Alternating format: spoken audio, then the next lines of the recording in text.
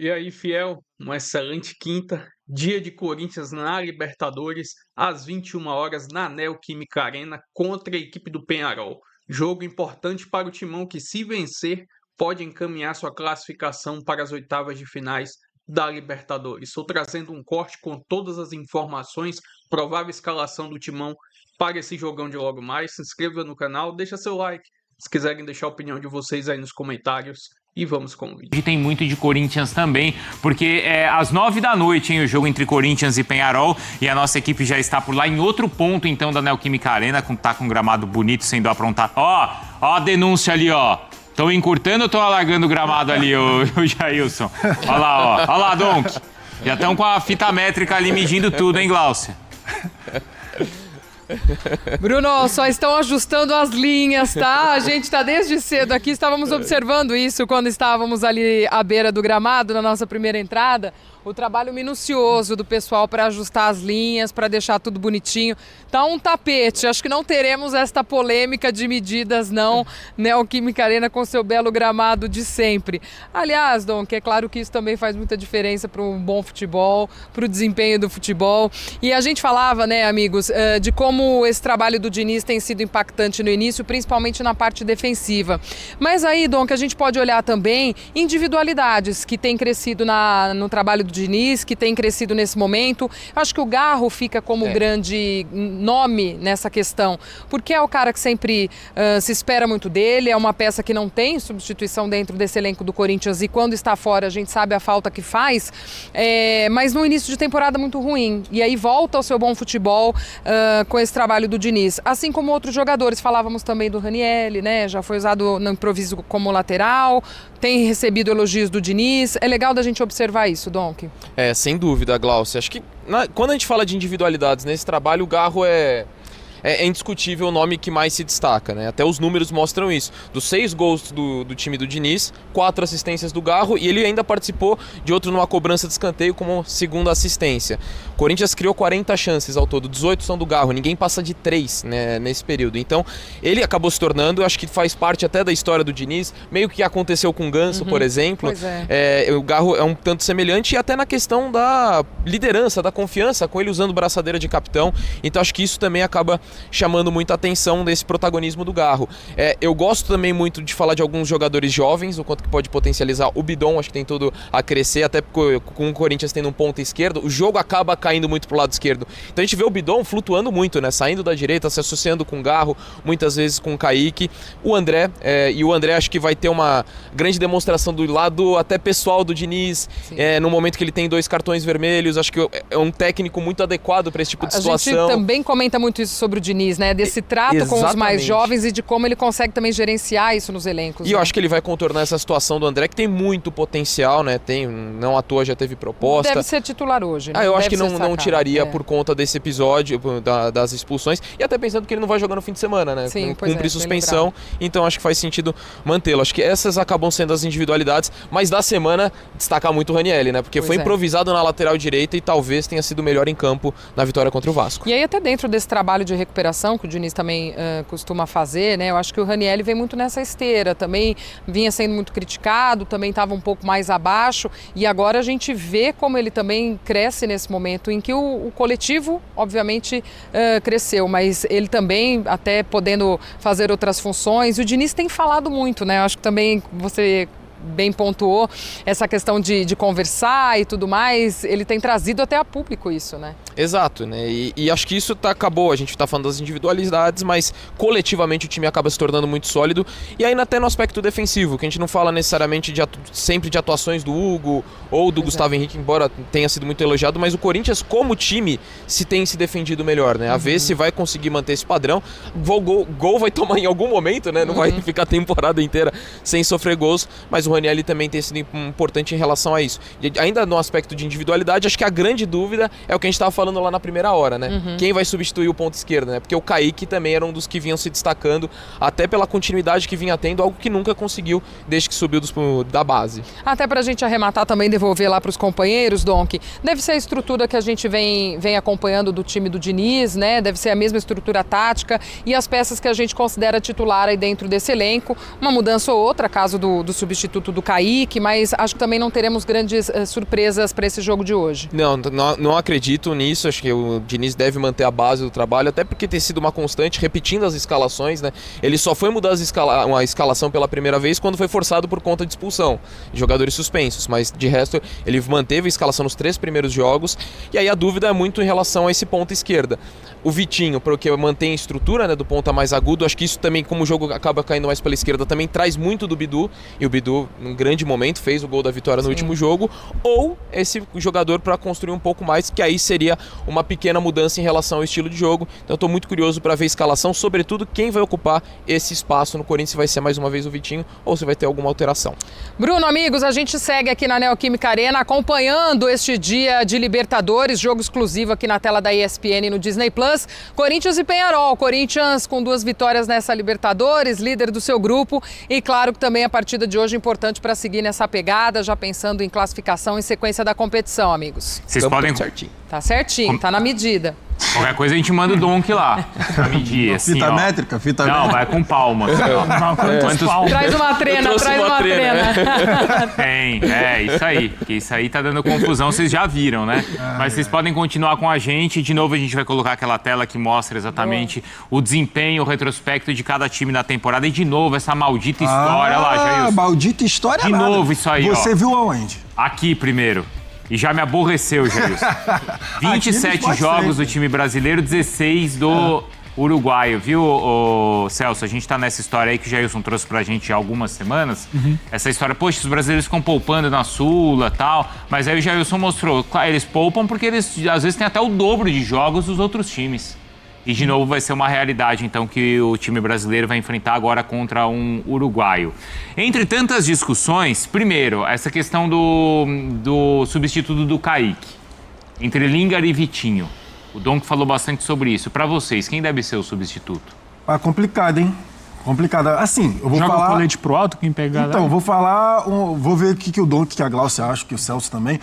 O Lingard, ele ainda tem um pouco da paciência da torcida nesse sentido.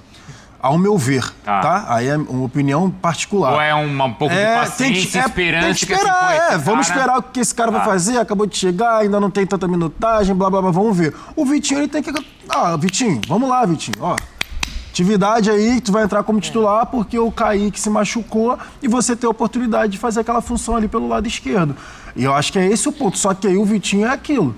Se no início do jogo já tiver uma rotação um pouco abaixo, perder a primeira, a segunda bola, aí a torcida do Corinthians geralmente não vai, né? A gente fala isso. Mas já começa um burburinho, uma reclamação do sabe? E a própria confiança do jogador fica abalada. A própria confiança do jogador, mas assim, nesse sentido, tem esse ponto. Então é Lingard, vamos de Lingard? Eu acho que assim, Bruno, é óbvio que Mas desculpa, eu iria de Vitinho. Mesmo assim. Dito isso tudo, eu iria de Vitinho. Assim, você, Celso? Eu iria com o Vitinho, mas eu pensaria num funcionamento diferente do time. Até porque o melhor Corinthians com o Fernando Diniz foi com o Kaique. Quem é o jogador que mais se assemelha ao Kaique? Talvez o Bidu. Né? Então, assim, acho que você teria que mudar talvez o funcionamento do time. O Bidu? Um ponta, um cara de velocidade, um cara com chegada na linha de fundo. Eu não acho que o Vitinho é esse cara, não acho que o Lingard é esse cara. Eu acho que o Corinthians carece desse jogador há muito tempo. Aliás, o Kaique nem era, em tese, um jogador pensado para fazer uma função como essa, ainda que essa fosse a característica dele. O Diniz encontrou o Kaique. Agora, eu acho que você teria que mudar todo o funcionamento do time para manter a estrutura. Se você não vai manter, obviamente, com o Bidu, porque você não vai transformar o Bidu num ponta, porque você também não tem um outro lateral para assumir essa função, eu iria com o Vitinho, porque eu acho que o Vitinho ele tem mais a entregar em termos de intensidade em relação ao Lingard. Eu acho que hoje vai ser um jogo de intensidade, porque o Peñarol vai rachar toda a bola, porque o Peñarol não tem qualidade técnica que tem o Corinthians. Então vamos fechar no Vitinho, é isso? Para mim é Vitinho. É isso, né, Donk, Glaucia? Eu concordo com os amigos também, essa questão da intensidade, da característica até que vai se assemelhar mais à do Kaique. Acho que o raciocínio do Jailson faz muito sentido, mas eu sinto também que o elenco ganhou um pouco mais de confiança também. Até os caras criticados recentemente com esse trabalho do Diniz. Eu tenho um pouco essa impressão, Donk. Eu também vou nessa linha, porque o Celso até destacou, né? O Vitinho não é um ponta de velocidade, mas é o cara que deixaria o time mais próximo do que é com o Kaique. Acho que o Lingard mudaria mais a dinâmica, né, da equipe. Eu acho interessante que isso acontecesse do Lingard, assim, eu super entenderia até a opção, até pelo que eu falei mais cedo. até pensando futuramente no encaixe do Memphis Depay nesse time, porque quando ele voltar, ele vai ter, obviamente, o lugar dele, mas com a dinâmica de onde o Garro tá jogando, com o Yuri Alberto, como é que vai funcionar esse ataque, eu tô bem curioso para ver. Mas pensando no momento do time, como tem funcionado, o ponta também ajuda muitas vezes a trazer o Bidu no campo de ataque. Enfim, acho que para até manter algo mais similar, eu também iria de Vitinho, embora seja pertinente a possibilidade do Lingard. A gente tá indo mais no lógico, né, Bruno? Mas é óbvio que também o Diniz pode pensar outras possibilidades, muito por conta do adversário. Um Peñarol que também vem muito mexido para cá, vem muito animicamente muito mal também, enfim, numa fase ruim. Então acho que isso também pode possibilitar outras ideias, sem dúvida. Então, né? agora a Glaucia e o Donk falaram que manteriam o André no time. Vocês também? Sim.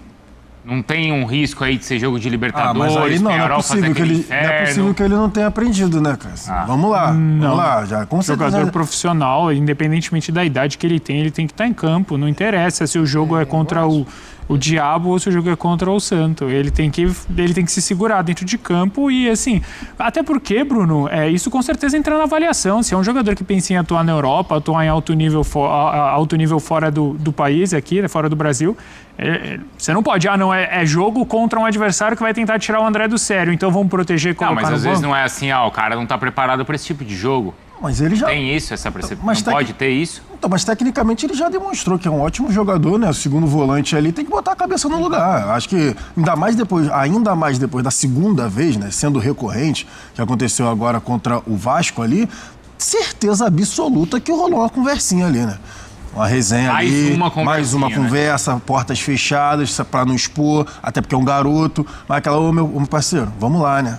Assim, tecnicamente você é muito bom, tá entregando bastante pra gente, fundamental na nossa movimentação tática, na nossa articulação, da forma que a gente quer, que a gente joga, você consegue cobrir espaço porque tem muita força física, mas você tem que prestar atenção nessas entradas, ou então, assim, aquela questão lá, não vou repetir aqui, né? Sim. Mas a contra o Vasco foi...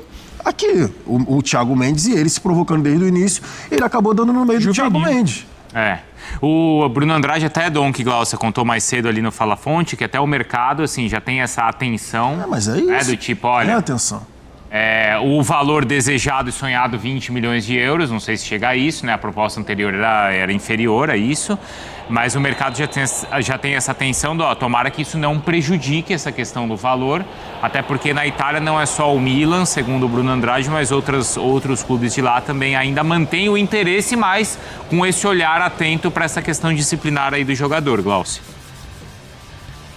E até para o jogo de hoje, né? O Jailson lembra bem na partida contra o Vasco, a coisa vinha já rolando. Até no lance, eu estava no Equipe F no domingo nesse pós-jogo, o Zinho ainda falou assim, eu não expulsaria, eu daria um cartão, porque tem um braço também ali, e aí depois a entrada do André.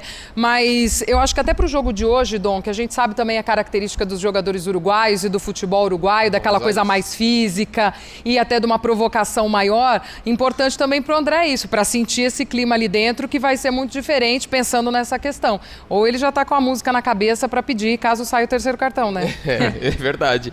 E certamente os jogadores do Peñarol sabem do que aconteceu com o André nos últimos jogos. Exato. E vão explorar. Então acho que vai ser um intensivão para ele em relação a isso. E aí acho que tem a questão da confiança mútua, né? No talento do jogador. Isso. E para ele é importante receber mais uma oportunidade para ver o quanto que o Diniz confia nele. E aí a gente já fala, né? O Diniz com os jovens, o quanto que ele é importante desse lado também pessoal. Então acho que faz todo sentido, tanto do aspecto técnico do Corinthians, a importância que esse jogador tem, e o Jailson lembrava o quanto que ele já demonstrou, por isso que eu acho que ele tem que jogar, e por parte do Diniz, o quanto que mostra isso, que olha, aconteceu esses dois episódios, aconteceu um erro, você repetiu o erro, mas ainda eu tô contigo, eu confio em você, então acho que isso nutre ainda mais essa relação entre as partes, mas que ele vai ter que estar mais preparado, porque certamente os jogadores do Peñarol sabem o que aconteceu, sem dúvidas isso vai influenciar. E lembrando que também é importante jogar, porque no fim de semana ele já não vai jogar, então acho que isso só reforça ainda mais a necessidade de ter o André em campo hoje. E tem qualidade, tem potencial, não à toa os companheiros trouxeram mais cedo aí no Fala Fonte outras propostas, enfim, e como ele também chama atenção fora, né, Bruno?